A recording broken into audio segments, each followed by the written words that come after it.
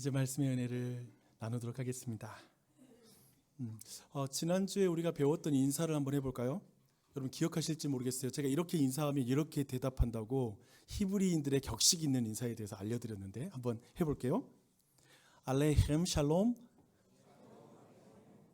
역시 솔직히 말하면 일부보다 더 센스가 있으세요. 네. 그러면 샬롬 알레헴이라고 대답하면 되죠. 당신에게 평안이 있기를, 또한 당신에게도 평안이 있기를 의미합니다. 다시 한번 해볼까요? 알레헴 샬롬. 네. 오늘은 송년 감사 예배입니다. 그리고 다음 주일은 신년 감사 예배로 드릴 거예요.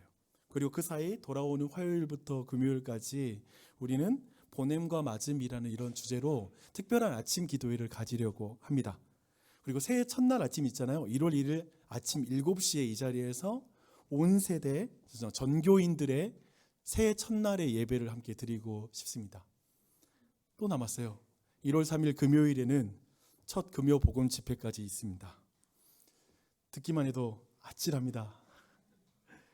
아찔하게 좋으신 거죠, 그렇죠? 정확한 감정은 아찔하게 좋다라는 감정일 것 같아요. 근데 모든 설교를 준비해야 하던 저도 매우 아찔하고 어질해요. 아찔 어질이라는 생각합니다. 근데 어머니가 신년이 되면 자녀들을 위해서 따뜻한 이런 떡국을 끓여주잖아요. 그것처럼 나주혁신 장로교회의 담임 목사로서 영적인 양식을 제가 잘 준비하겠습니다. 여러분은 아침마다 떡국 드시러 오면 돼요. 아침 드시러 이렇게 오는 그런 시간이 됐으면 좋겠습니다. 여러분, 아이들의 손을 잡고 좋은 식당에 갈 때, 진짜 비싸고 좋은 식당에 갈 때 부모의 마음이 되게 기쁘잖아요. 물론 돈 쓴 걸 생각하면 씁쓸하지만 한편에 아이들과 맛있는 식탁에 간다라는 것 자체는 되게 우리 안에 기쁜 것처럼 가족들의 손을 잡고 기쁘게 오시면 좋겠습니다. 오늘 말씀을 제가 이제 송년 감사 예배로 이렇게 준비하면서 생각했습니다. 하나님은 정말 정확하신 분이시구나. 어쩜 이렇게 송년 감사 예배에 이렇게 적확한 말씀을 주실까라는 생각이 들 정도로 이 본문의 내용이 너무나 좋았습니다. 그 이유를 이제 나눌 텐데요. 여러분은 오늘 본문이 미래의 부활과 관련된 말씀이라는 측면에서 어떤 의미에서 송년 감사 예배는 과거를 바라보는 그런 관점이 있기 때문에 약간 어울리지 않는 본문 아닌가라고 얼핏 생각할 수 있을 것 같습니다. 그러나 기막힌 반전이 기다리고 있습니다. 여러분 항상 반전이 있다는 걸 기억하고 오늘 저는 두 가지를 여러분과 함께 나누고 싶어요. 첫 번째는 죽음만이 미래가 되는 사람에게 현실적인 삶이란 무엇일까라는 이 첫 번째. 그리고 두 번째는 뭐냐면 부활이 최종적인 미래인 사람, 그들에게 현실적인 삶은 무엇일까? 이 두 가지를 여러분과 함께 나누려고 합니다. 먼저 죽음이 최종적인 미래인 사람, 그 사람에 대해서 보겠습니다. 고린도 교회를 보니까요, 미래에 있을 부활에 대해 오해하는 그런 사람들이 있었습니다. 그래서 35절에 여러분 말씀 제가 읽어드릴게요. 누가 묻기를 죽은 자들이 어떻게 다시 살아나며 어떠한 몸으로 오느냐 하리니 라고 이렇게 말하고 있습니다. 여러분 이 질문 되게 익숙하죠. 그러니까 기독교인들이 믿는 부활과 관련해서 세상에서 많은 사람들이 하는 질문이기 때문에 익숙한 것도 있고요. 어떤 의미에서 여러분들도 이런 질문을 할 때가 있기 때문에 그렇습니다. 이런 거죠. 아니 죽은 자들이 어떻게 다시 살아나죠? 100번 양보해서 다시 살아난다고 칩시다. 뼈까지 다 녹아버린 사람이 마지막 부활할 때 어떤 모습으로 부활해요? 사건 사고로 장애를 가진 사람들은 어떤 모습으로 부활하나요? 장애 상태로 부활하는 건가요? 아니면 어렸을 때 죽은 경우에는 그 어린아이로 모습으로 부활하나요? 아니면 성인이 되어서 부활하나요? 어쩌면 이런 질문을 하게 될 것 같습니다. 이들은 어떤 의미에서 이런 질문을 하는 근본적인 이유는 미래에 죽음밖에 없기 때문에, 죽음이란 것이 최종적인 것이라고 미래를 생각하기 때문에 그런 것 같아요. 인간은 죽음에 패배할 수밖에 없는 운명이라는 걸 우리는 잘 알고 있습니다. 다 죽으니까요. 아무리 건강해도 아무리 많은 걸 가져도 죽을 수밖에 없는 게 인생이기 때문에 그렇습니다. 그런데 이 질문을 비그리스도인들만 이렇게 질문할 것인가? 라는 그런 질문을 한다면 아니요, 그렇지 않아요 라고 말할 수밖에 없는 거죠. 부활과 죽음에 대해서 이렇게 말하는 사람은 비신자에게만 있는 건 아닐 수 있다는 것이죠. 왜냐하면 지금 고린도 교회 안에 이 부활에 대해서 오해하고 있는 사람이 있다는 거예요. 자신의 미래에 있을 일에 대한 최종적 미래에 대해서 죽음이라고 생각하는 사람이 있는 것이죠. 왜 부활은 교회 안에 있는 신자들마저도 쉽게 오해하는 교리일까, 내용일까에 대해서 한번 생각해 보면 좋을 것 같습니다. 모든 사람은 있잖아요. 왜 그러냐면 저는 오늘 읽은 본문에 답이 있다고 생각하는데 모든 사람은 사망에 쏘는 것에 쏘였기 때문에 그렇습니다. 여기서 쏘는 것이라는 이 원어적 의미가 뭐냐면 벌이나 독충들에게 물리는 거 있잖아요. 그래서 물림으로 말미암아 고통과 죽음을 초래하는 그것을 이 사망에 쏘인 것이다라고 이렇게 말하고 있습니다. 제가 어렸을 때 둘째 형과 함께 소를 끌고 한 마리씩 이제 잡고 뒷산에 올라가서 풀을 뜯긴 적이 있습니다. 산길을 가는데 갑자기 머리가 따끔거리는 거예요. 그리고 갑자기 온몸이 막 따끔거리기 시작하는 거예요. 그 몸에서 뭐가 돌아다니는 거예요. 보니까 소가 땅벌집을 건드렸고 이 땅벌이 이제 저한테 달려드는 거죠. 소는 가죽이 있어서 이게 쏘여도 이렇게 감각하지 못하거든요. 그냥 저에게 달려들었어요. 산길 옆에 작은 밭이 하나 있더라고요. 그래서 그냥 정신없으니까 거기 있을 수 없어서 그 공터로 뛰어나갔습니다. 그리고 정신없이 그 밭을 뛰었습니다. 뛰다가 궁금하잖아요. 벌이 어디에 왔는지. 그래서 뒤를 살짝 보니까 진짜 시커먼 땅벌이 공처럼 뭉쳐가지고 저를 쫓아오는 거예요. 어린 생각에 제가 약간 기민한 것도 있고 약간 상황 파악하고 빨리빨리 뭔가 하는 게 있는데 그 달리기를 막 하면서 어떻게 해야 되나 하면서 제 안에 이런 꾀가 생각이 났어요. 신속하게 땅에 엎드리자. 그리고 가만히 있자 라는 생각을 했어요. 그래서 제 인생의 가장 멋진 슬라이딩을 그때 했습니다. 그냥 그 달려가면서 그냥 슬라이딩으로 딱 누웠고 그리고 가만히 있는데 위에서 웅웅 하는 소리가 들리더라고요. 너무 궁금해서 위에 보니까 벌떼가 머리 위를 이렇게 웅 도는 거예요. 어디 갔지 하고 찾는 거겠죠. 그러다가 다른 방향으로 딱 가는 것을 봤습니다. 제가 그날 그 벌에 완전히 쏘였으면 제가 이 자리에 없을 것 같아요. 정말 무서웠습니다. 그날 이후로 저는 있잖아요. 한번 이렇게 벌에 쏘여서 고통을 당하니까 그러니까 집에 가서 온 몸이 뭐 쏘여 있으니까 막 된장 바르고 그랬어요. 진짜 된장 바르고 그랬는데 그날 이후로 저는 소를 이끌고 산 근처도 안 올라갑니다. 그것처럼 죄라는 독침이 가져오는 고통과 죽음은 사실 우리의 인생에서 보는 건 끔찍합니다. 오늘 아침에 그 소식이 저한테 너무 충격이었어요. 이제 뉴스를 보면서 더 마음이 아플 것 같아요. 죄라는 독침, 사건, 사고, 질병은 우리 모두를 너무나 고통스럽게 만들죠. 그 죽음이 모든 인간에게 너무나 확실한 미래예요. 그 죽음에 너무 익숙한 사람은 그런 의미에서 부활은 비현실적인 판타지이죠. 그렇지 않나요? 부활한다고? 한번 죽으면 끝이지 라는 생각이 우리에게는 근본적으로 죽음에 익숙한 우리로서는 그렇게 죽음이 더 확실한 미래처럼 보일 수밖에 없습니다. 심지어 예수님을 정말 사랑하는 사람들도 그렇게 생각할 수 있다라고 저는 생각합니다. 요한복음 11장의 이야기를 제가 들려드릴게요. 예수님이 사랑하는 나사로라는 그런 사람이 죽게 됩니다. 심장이 멈추자 모든 순환이 멈추어 세포는 더 이상 기능하지 않게 되죠. 사망 직후 혈액이 중력에 의해서 아래로 가라앉으며 피부 표면이 창백해집니다. 근육세포에서 에너지가 다 사라지자 이제 그 근육은 경직되죠. 그래서 사후경직이라는 것을 경험하게 되죠. 몸의 온도는 환경의 온도에 맞춰질 때까지 이제 1시간에 1도 혹은 2도씩 점점 온도가 떨어지기 시작합니다. 그리고 사망 후 수시간부터 부패가 시작되죠. 장내 박테리아와 효소의 활동으로 내부 조직이 분해되기 시작합니다. 복부에는 가스가 이제 생기기 시작하고요. 피부에는 푸르스름한 변색이 시작되고 붉은 반점과 보라색 반점들이 곳곳에 생겨나기 시작합니다. 나흘이 되자 나사로는 세균에 의해서 조직과 기관이 본격적으로 이제 분해되기 시작합니다. 가스 생성으로 인해서 신체가 팽창돼요. 막 부풀어 올라요. 악취가 나기 시작합니다. 보통 이때부터 곤충의 알과 유충이 시체에서 발견되기 시작합니다. 벌레가 끌기 시작하는 것이죠. 사람의 몸이 썩는 것입니다. 여러분 50절부터 58절 성경 보면요. 이 모든 내용을 한마디로 말하면 죽음에 쏘인 사람의 몸은 쉽게 썩는다. 그래서 보면 썩다라는 표현이 되게 많이 나와요. 그러니까 죽음이란 건 한마디로 이 썩음이에요. 쉽게 부패해지는 것입니다. 여동생 마르다와 마리아는 사망이 오빠를 쏘는 걸 직접 보게 됐죠. 가까이에서 본 거예요. 여러분 어떠세요? 가까운 사람의 죽음을 옆에서 본 적이 있습니까? 그러니까 가까이에서 모든 죽음을 보는 거예요. 예수님은 이미 시체가 부패하기 시작한 그 시점에 나사로의 무덤에 도착했다고 말합니다. 주님은 마리아와 마르다가 우는 모습, 그리고 유대인들, 장례식에 모인 유대인들이 막 울고 있는 모습을 보면서 성경은 아주 그 상황을 이렇게 묘사하고 있습니다. 심령의 비통히 여기시고 불쌍히 여기셨습니다. 그리고 눈물을 흘리셨습니다. 예수님이 눈물을 흘렸다는 기록은 성경에 많지 않거든요. 이 한 부분입니다. 예수님이 특별히 이 죽음이라는 상황을 보고 눈물을 흘리십니다. 근데 예수님이 이 눈물을 흘리시는 것을 보면서 죽음만이 인간의 최종적인 사건, 최종적인 미래다라고 생각하는 사람 중에 한 사람이 이렇게 말을 해요. 야, 나사로의 죽음에 저렇게 눈물을 흘릴 정도로 슬퍼할 사람이면 일찍 가서 죽지 않게 해야 되는 거 아니야?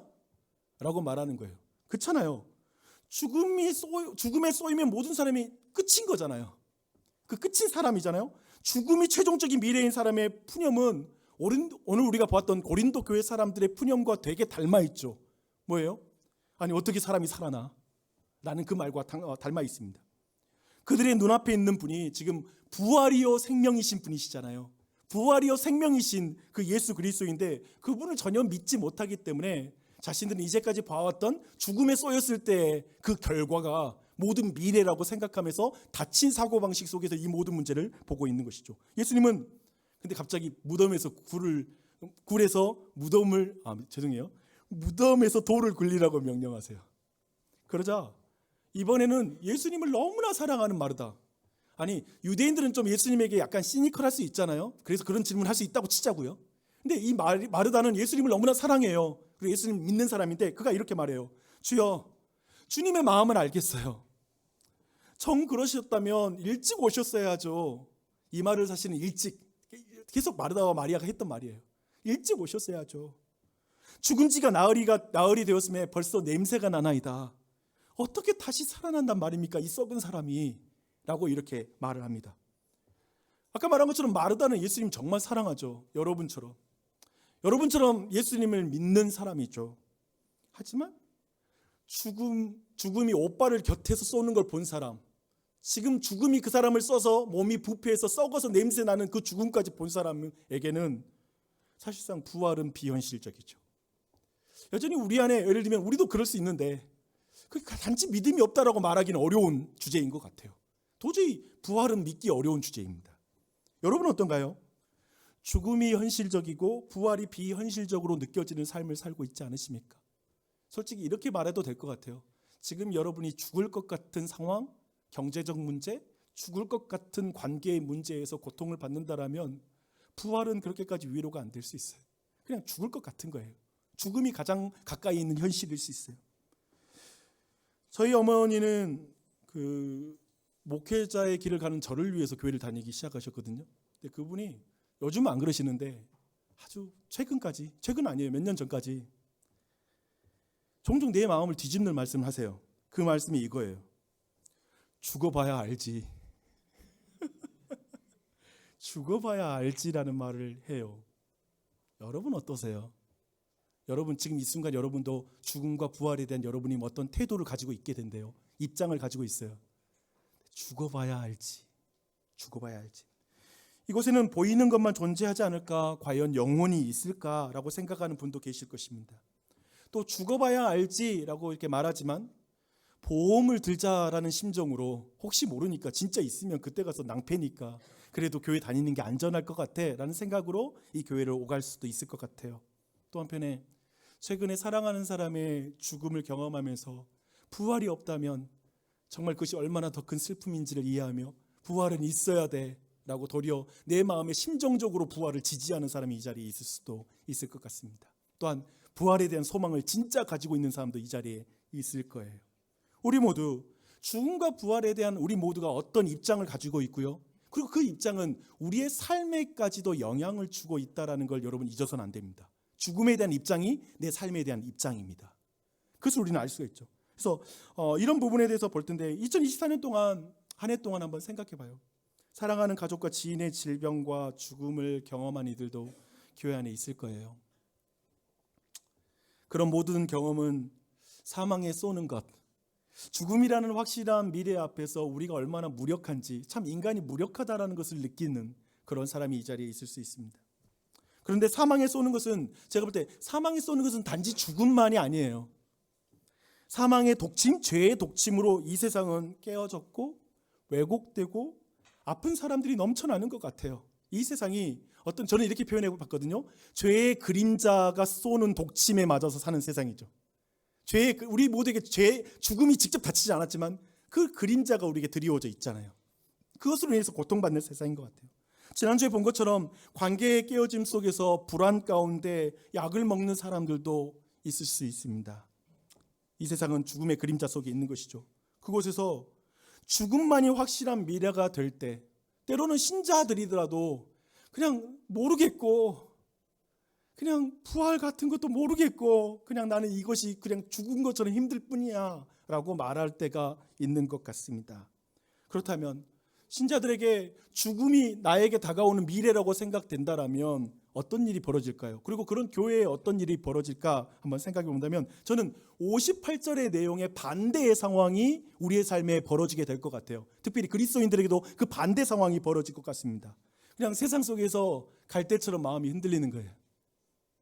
내가 일터에서 하나님을 따르고자 했던 마음, 그리고 교회에 나와서 예배하는 것, 또 내가 시간 들여가면서 교회의 여러 모습으로 봉사하는 것, 내가 또 어떤 관계에서도 악을 악으로 갚지 않겠다는 마음 가지면서 나는 선으로 저 사람을 대해야 되겠다는 마음으로 정말 기도하면서 그 삶을 살아왔던 것, 그런 모든 것이 오늘 말씀 이 58절에 보면 헛되다라는 느낌이 드는 거예요.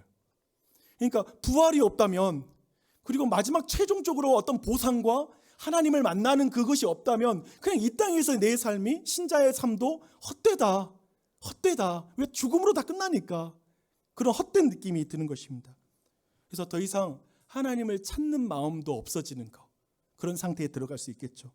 어떤 열정도 찾을 수 없는 것이죠. 왜냐하면 죽으면 다 끝이니까. 그렇지 않아요? 부활 없잖아요. 죽으면 다 끝이니까. 죽음만이 확실한 미래가 되었으니까요. 근데 바울이 이러한 이들을 향해서 13절 14절에서 그래서 바울은 굉장히 강력하게 이렇게 말을 해요. 만일 죽은 자의 부활이 없으면 그리스도도 다시 살아나지 못하셨으리라. 그리스도께서 만일 다시 살아나지 못하셨으면 우리가 전파하는 것도 헛것이요, 또 너희 믿음도 헛것이라. 그러니까 헛것이라는 느낌, 이 공허함이 우리를 정말 힘들게 하잖아요. 너무 힘들게 성취했지만 공허한 거, 헛것이라는 그 느낌이 오는 것이죠. 이렇게 말할 수 있겠죠. 만일 죽음만이 사람의 최종적인 미래라면 그리스도의 부활은 없습니다. 그리스도의 부활이 없다면 당신의 최종적인 미래는 죽음입니다. 그렇다면 기독교 신앙은 다 헛된 것입니다. 이렇게 말하면서 사도 바울은 부활은 기독교 신앙의 요체다, 핵심이다 라고 강조해서 말하고 있습니다. 그런 의미에서 다시 질문하는 거예요. 여러분은 부활을 어떻게 생각하십니까? 여러분의 최종적인 미래는 뭡니까? 이 질문을 앞에 서셔야 됩니다.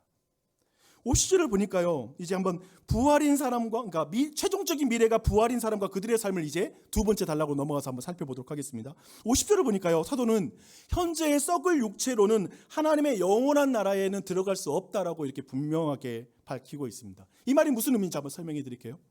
구약의 에스더서를 한번 생각해 보세요.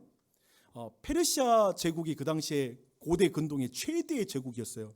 그 왕에게 예를 들면 이제 그 잠자리에 들려고 한다면 모든 여인들은 환골탈태를 해야 됩니다. 어떤 식으로 환골탈태를 하냐면 6개월 동안 몰약 기름으로 몸을 정결하게 하는 작업을 거쳐요. 그리고 6개월 동안 여러 가지 향품과 기타 정결한 어떤 물품들로 계속해서 그 몸을 정결하게 만듭니다. 그 기간 동안 왕에게 드려지는 모든 음식을 또 먹는 거죠. 그러니까 그녀에게 나오는 모든 냄새와 모든 것은 왕과 비슷하게 만드는 거죠.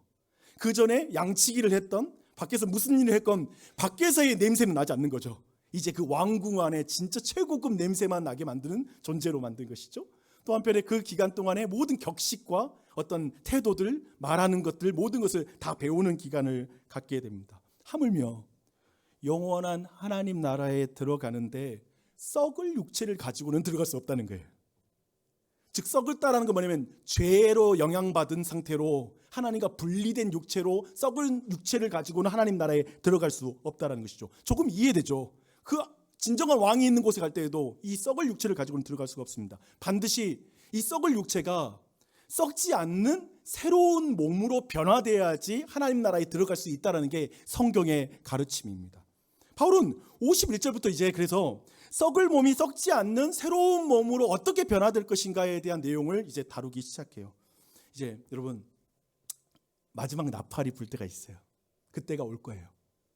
이 마지막 나팔은 하늘 보좌 우편에 계신 왕의 귀환을 알리는 나팔이에요. 그런 거 있잖아요. 왕이 등장할 때 빠바바밤 빠밤 하면서 왕이 등장하잖아요.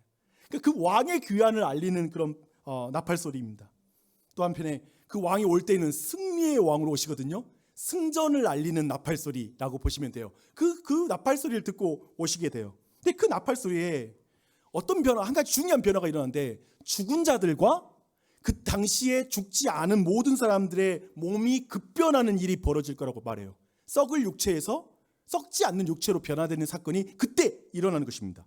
이 격변을 성경은 이렇게 묘사하고 있습니다. 순식간에 호련히 다 변화하리니, 그렇죠? 순식간에 호련히 다 변화되리니, 이 변화가 일어날 거예요. 52절 53절은 그 변화를 구체적으로 이렇게 말하고 있습니다. 썩을 것이 반드시 썩지 아니할 것을 입을 것이요, 죽을 것이 죽지 아니할 것을 입을 것이요 라고 이렇게 말씀하고 있습니다.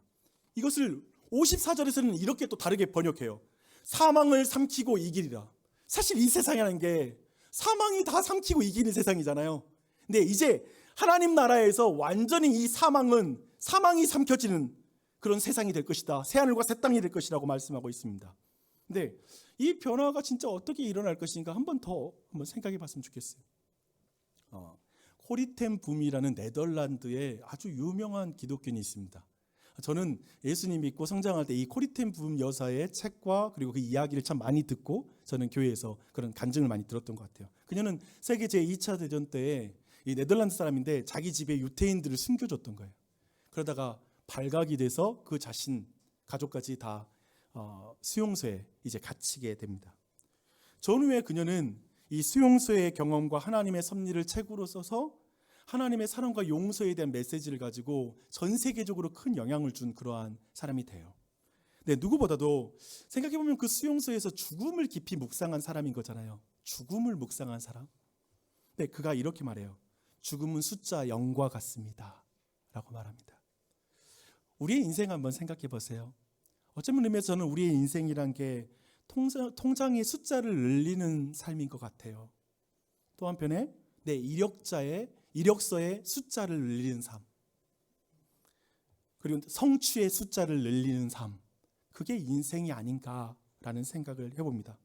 근데 생각해봐요. 근데 그 모든 것, 우리의 인생마다 지금 숫자가 다 있을 텐데, 이 세상 기준으로 보면 우리 모두 숫자를 가지고 있는데 그 숫자에 0이 곱해지면 다 0이 되는 거예요. 사망에 삼켜지면 다 죽는 거예요. 누구도 상관없는 거예요. 다 사망에 삼켜지면 다 죽는 거예요. 죽음에 삼켜지는 인생을 살아가는 것이죠. 하지만 코리템 붐의 여사가 영의 의미를 또한 이렇게 설명을 합니다. 죽음은 숫자 0과 같습니다. 그것은 아무것도 아닌 것처럼 보이지만 올바른 자리에 놓이면 큰 가치가 생깁니다. 1 뒤에 0, 10, 1 뒤에 0 3개, 1000, 만이 되겠죠. 우리의 인생이 하나님 손에 있을 때, 우리의 인생이란 0으로 끝나는, 죽음으로 끝나는 인생인데 하나님 손에 있을 때 죽음은 영원한 생명으로 들어가는 문이 됩니다 라고 이렇게 말하고 있죠. 정확히 오늘 성경이 말하고 있는 그 말씀이라고 생각이 듭니다. 썩을 것이 썩지 아니할 걸 입는 거예요.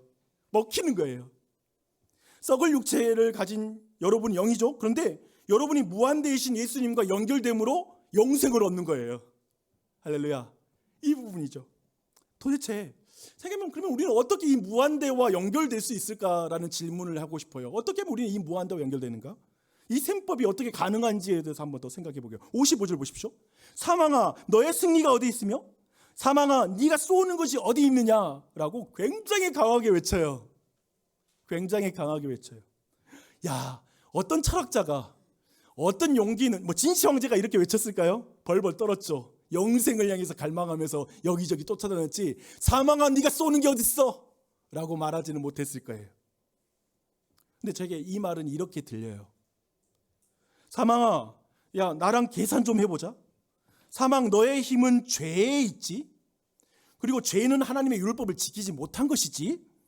그런데 예수님이 내가 지키지 못한 모든 율법을 대신 지키셨고, 예수님이 내가 지키지 못하여서 받아야 될 형벌을 내 대신해서 다 당하셨어. 예수님이 사망의 독침에 내 대신 찔려서 나를 대신해서 구주 예수님이 이미 십자가에 달려 죽으셨어. 사망아, 계산하자. 사망아, 너 일사부재리라고 아니? 사망아, 이제 너는 동일한 돈으로 나에게 요구할 것은 아무것도 없다. 사망아, 너의 승리가 어디 있느냐? 사망아, 너의 쏘는 것이 어디 있느냐? 이것을 그리스도인들이 외치는 거죠. 여러분이 외치는 것이죠. 그리스도인이 이렇게 사망을 향해서 외칠 수 있는 이유가 뭘까요? 도대체 왜? 우리가 막 믿음이 강해서? 그런 것보다 저는 예수님이 이 말씀을 하셨기 때문이라고 생각해요. 예수님 때문이에요. 예수님이 이렇게 말씀하셨어요. 이것을 너에게 이르는 것은 너희로 내 안에서 평안을 누리게 하려 함이라. 세상에서 너희가 환난을 당하나 담대하라. 내가 세상을 이겼노라. 내가 세상을 이겼노라. 내가 죄를 이겼노라. 내가 사망을 이겼노라. 그리고 그분이 나를 자녀 삼아 줬기에 내가 사망을 이기는 것이죠. 아멘. 다시 한번 정리하겠습니다. 죽음이 확실한 미래, 그러니까 죽음이 최종적 미래라고 생각하는 그 이들에게 예수님의 부활은 좀 불확실한 미래처럼 보이죠. 그리고 많은 사람이 그런 것 같아요. 죽음이 사실상 그들에게 확실한 미래예요. 그리고 부활은 좀 더 불확실해 보입니다. 그러나 예수님은 부활이 최종적인 미래라고 말하는 거예요. 지금 믿으십니까? 저는 여러분에게 이 믿음이 있길 바랍니다. 죽음이 최종적인 미래.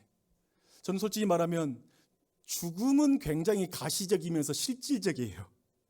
그리고 부활로 넘어가는 순간에 우리에겐 비가시적이면서 이것은 가치와 신념의 단계에 있는 것 같고, 그 전의 것은 과학적 영역이지만, 손에 느껴지고 잡히는 영역이지만 뒤에 있는 부분은 증명이 안 될 것 같아서 뭔가 이 모호한 부분은 남을 수 있어요. 하지만 예수님 말하는 거예요. 아니, 부활이 진정한 확실한 미래란다. 원래 우리는 에스더처럼 세상의 포로였죠. 세상 냄새 풀풀 나고 세상의 죄의 냄새가 풀풀 나는 우리가 아니었습니까? 죄와 사망의 지배 아래에서 어떤 의미에서 피해 의식, 어떤 그런 내 안에 어떤 죄에 찌든 장아찌가 된 존재로서 어떤 의미에서 세상에서 피해자이기도 했지만 가해자가 되어 평강을 잃어버린 삶을 살고 있던 것이 바로 우리였죠. 그런 우리가 온 우주의 왕이신 하나님 나라에 어떻게 들어갔다고요? 1년 동안 향수 뿌리고 막 착한 일 많이 하고 내 인격적으로 훌륭해져서 그 하나님의 나라에 들어갔다는 것이 아니라, 요한계시록 7장에 보면 사도 요한이 마지막 날에 하나님 나라에 있는 그 백성들의 그 모습을 이렇게 그리고 있어요. 각 나라와 족속과 백성과 방언에서 온 큰 무리, 수를 셀 수 없이 많은 사람들이 흰 옷을 입고 손에 종려나무를 가지고 예수님을 찬양하고 있다라고 이렇게 말하고 있습니다. 그때 누군가 물어요. 너무 궁금하잖아요. 하나님 나라에 너무 들어가고 싶잖아요. 그렇죠? 하나님 나라, 그 나라에 너무 우리 모두가 들어가고 싶어. 근데 어떻게 들어가지? 그래서 이렇게 물어봐요. 아니, 이 흰 옷을 입은 자들은 누구며 또 어디서 왔습니까? 라고 이렇게 물어봅니다. 그러자 주님이 이렇게 대답하세요. 이는 큰 환난에서 나오는 자들인데 어린 양의 피에 그 옷을 씻어 희게 하였느니라. 어린 양의 피에 그 옷이 빨아서 희게 하였느니라. 그 옷을 입은 자들만이 예수 그리스도를 정체성으로 삼는 자들, 예수 그리스도를 나의 인생의 옷이요 최고의 브랜드라고 생각하는 존재, 그 이름이라고 생각하는 자들이 그 자리에 있는 것이죠. 하나님 나라에 들어가는 신부의 옷은 오직 예수님의 보혈로 빤 옷을 입은 자들입니다. 신부의 향기는 어떤 디올일지 어떤 좋은 향수 브랜드가 아니라 예수님의 보혈의 향기인 줄 믿습니다. 그렇게 들어가는 것이죠. 성경은 그래서 말하는 거예요. 하나님이 원하는 사람의 확실한 미래는 죽음이 아니라 부활이란다. 아멘. 하나님이 원하는 인간의 몸은 썩을 몸이 아니라 썩지 않는 몸이란다. 부활이 우리의 확실한 미래가 되기를 바랍니다. 부활이 우리의 확실한 미래가 될 때 우리의 삶은 그렇다면 어떻게 바뀔까요? 우리의 삶은 정말 그 질문이에요. 부활을 믿나요? 그리고 우리가 부활을 믿는다면 우리의 이 인생에서 있는, 예를 들면 때로는 우리가 이 죽음의 그림자가 쏘는 것으로 너무 힘든데 죽음까지 우리는 어떻게 당해낼 수 있을까? 이것에 어떤 태도의 변화를 가져올 것인가? 도대체 부활을 믿는다는 게 뭘까? 어떻게 바뀔까요? 2024년에 당신이 여러 가지, 여러분 모두는 큰 환난을 당했을 거예요. 힘드셨을 것 같아요. 여러분의 한숨과 눈물을 주님이 다 알고 계십니다. 목사 되고 교인들 힘든 거 보는 것도 힘들어요. 그러니까 나도 그래. 인간이 나도 여러분이 힘들어하는 것이 참 마음이 아파요. 하나님 어떠겠어요? 하나님 알고 계세요. 죽음의 그림자가 드리운 세상에서 예수님을 믿고 따르는 삶에는 반드시 그런데 환란이 닥쳐요. 여러 환란이 닥쳐요. 얼마나 많이 닥쳤어요, 여러분. 제가 여전히 그 환란을 가지고 여기 와 있잖아요. 죽을 것 같이 힘든 거죠. 한 해를 돌아볼 때, 그런 의미에서 저는 송년 예배, 이제 제가 송년 예배에 반전이 있다고 했죠. 송년 예배, 한 해를 돌아볼 때 감사할 이유가 넘치시나요? 그런 사람도 있겠죠. 또한 불평할 이유도 많을 거예요. 염려하고 노심초사하고 얼마나 긴장하며 한 해를 보내셨습니까? 한 해가, 그래서 그리스도인들은 그런 것 같아요. 다사다난했지만 큰 맥락에서 우리가 열심히 훈련받은 거 뭐냐면 그래도 감사해야지 해서 이렇게 송년 예배 와서 감사합니다는 말을 해요. 잘하세요. 근데 문제 하나하나의 시선에서 그렇게 헤어나오지 못하겠어요. 그리고 삶 속에 들어가서는 그것이 답답하고 마음에 뭐가 얹혀 사는 것처럼 사는 사람이 이 자리에 있을 수 있습니다. 왜 그러냐 생각해 본다면 단지 문제가 문제만은 아닌 것 같아요. 그 안에 내 연약함과 내 이기심과 내 실수와 실패, 모든 것들을 회복할 수 없을 정도의 지경에 이르는 많은 것들이 우리의 삶에 존재하고 있기 때문에 그것이 우리로 하여금 마음이 얽매이게 해요. 그래서 연말에 송년 감사회 때 감사하세요. 그래서 이걸 어떻게 해야 될까요? 부정적인 생각하지 말고 항상 감사할 것만 보세요. 이 긍정적인 사고방식으로 밀어붙여가지고 감사를 만들어내야 될 것인가? 저는 별로 그게 저한테는 효과적이지 않더라고요. 혼자 감사하다고 퉁치게 하기는 감사라는 이런 긍정적인 사고방식의 강조가 위대한 정신승리로 보이는 게 같아요. 그런 의미에서 저는 오늘 말하고 싶은 거예요.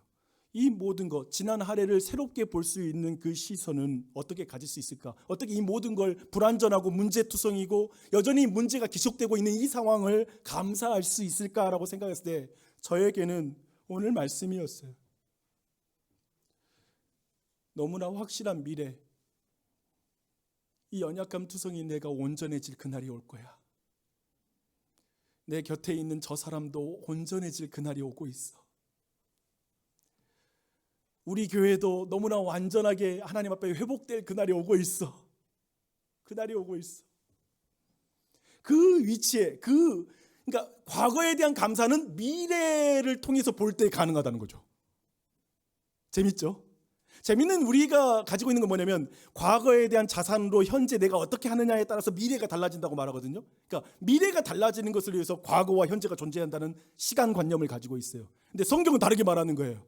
지난 과거를 볼 때에도 마지막에 있을 미래를 통하여서 그 과거를 봄으로 현재를 감사함으로 살 수 있다고 말하는 거예요. 한 어려운 이야기 하지 말고 되게 어려운 이야기 했는데 한 이야기를 그냥 들려드릴게요. 조니 에릭슨 타다라는 그런 미국의 저명한 작가 그리고 화가이면서 연설가가 있어요. 그녀는 17세 때 이게 다이빙을 하다가 목뼈가 부러져서 어깨 아래로 전체가 마비가 되는 그런 질병을 가지고 평생을 그냥 휠체어에 의지해서 살아갔습니다. 네, 그런 그녀가 한 번은 어렸을 때 수련회에 참석한 거예요. 수련회에서 일반적으로 목사님들이 흔히 이런 말 하잖아요. 오늘 일어나서 함께 기도합시다. 네, 그날은 그 목사님이 무릎 꿇고 기도합시다라고 이렇게 말한 거예요. 다들 이 시간 무릎 꿇고 하나님께 기도합시다. 근데 조니는 무릎을 꿇지 못하는 거예요. 아마 좀 어린 나이니까 튀잖아요. 무릎 꿇지 못하는 자신이. 그래서 그런데 놀랍게도 그녀는 그 상황이 민망한 게 아니라 눈물이 막 터져 나오는 거예요. 뭔가에 감격해서. 이런 생각이 났대요. 그녀의 마음에. 그래서 감격해서 울었대. 근데 그녀의 기록을 제가 읽어드릴게요.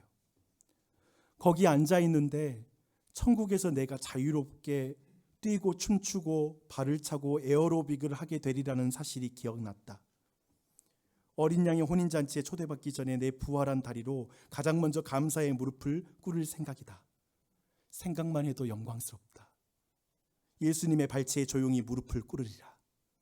지금은 손가락이 뒤틀리고 근육은 위축되고 무릎은 비틀어지고 어깨 아래로 아무런 감각도 없지만 언젠가 밝고 가벼운 새 몸을 갖고 강력하고도 눈부신 이의 옷을 입게 되리라. 나처럼 척추를 다친 사람에게 부활이 어떤 소망을 주는지 상상이 가는가. 존이는 나중에 장애인을 돕는 단체를 만들어서 설립해서 많은 장애인들을 도와요. 다리와 손은 다 쓰지 못하잖아요. 입으로 그림을 그리는 화가가 돼서 많은 사람에게 영감을 줘요. 50권 이상의 책을 써서요, 전 세계적으로 정말 영화로도 만들어졌다고 해요. 그래서 많은 사람에게 반향을 일으키고 우리가 영향을 주게 됩니다. 근데 저는 그녀가 매일 힘들었을 것 같아요.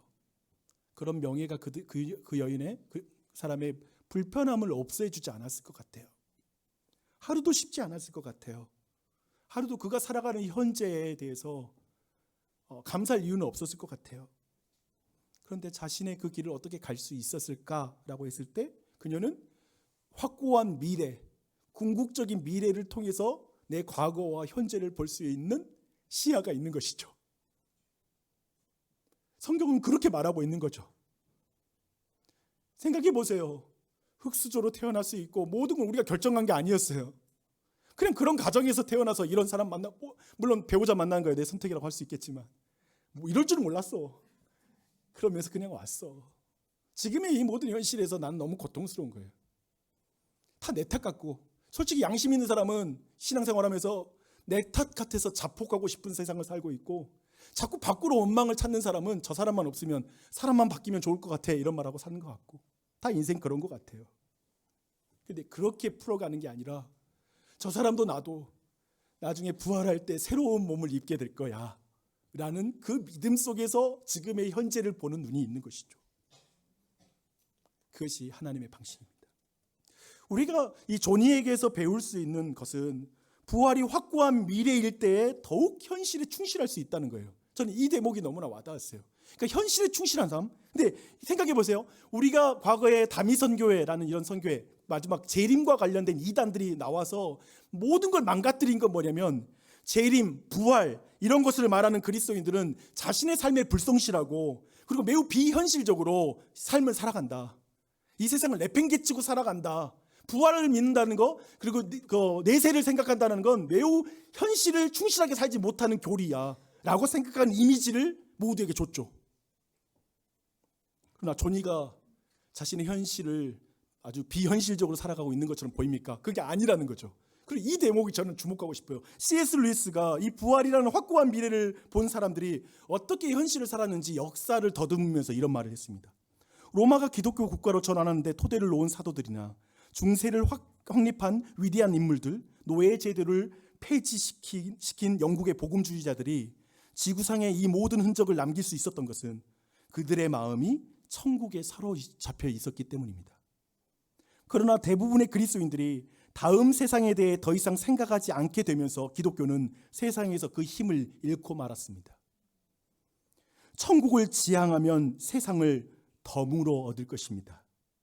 그러나 세상을 지향하면 둘 다 잃을 것입니다.